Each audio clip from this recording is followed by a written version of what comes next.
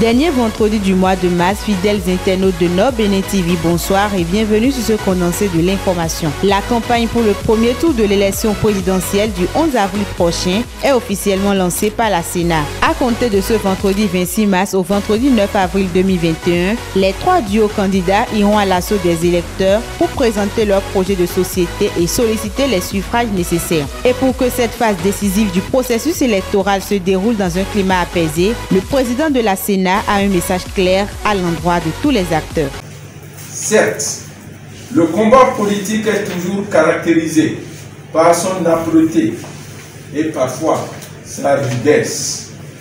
Mais il ne devrait s'agir que d'un combat d'idées, d'une confrontation de propositions, mais jamais d'un combat de gladiateurs.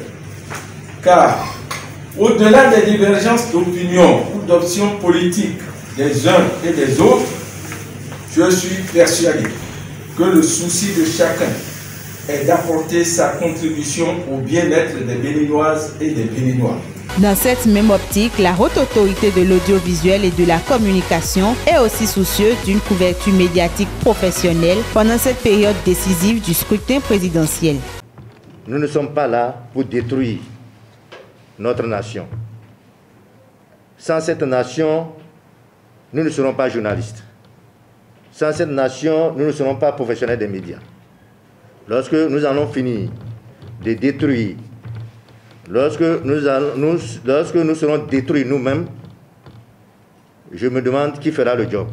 À Parakou, les acteurs politico-administratifs prônent aussi le pacifisme le long du processus électoral. C'est le cas de la conseillère municipale Adiza Arounan et du préfet Djibril Maman Sissé qui invitent la jeunesse de la cité des Koubourou à la culture de la paix. À partir de ce soir, tous les jeunes ici présents seront des ambassadeurs dans les différents quartiers de Parakou, en l'occurrence 58. Nous dirons dans chaque maison que la violence ne nous ressemble pas, que la paix n'est pas à négocier, la paix est une nécessité et nous allons prôner la paix à Parakou. Nous, jeunesse, nous avons une cause à défendre et cette cause, c'est notre avenir. Et pour pouvoir défendre cette cause, il faut bien que l'environnement ne soit favorable. La jeunesse ne pourra s'épanouir dans un environnement hostile à la paix. En pêle-mêle, les nouvelles sont à la fois tristes et macabres. D'abord à Bembereke, la semaine a été marquée par un accident mortel de 2 supporters de BKFC, le suicide d'une mère de 4 enfants âgés de 29 ans et la mort d'un homme de 55 ans. Sur le dernier cas évoqué, le corps est transféré dans une morgue à Parakou sur ordre du procureur en vue d'élucider les circonstances de ce décès tragique avant son inhumation.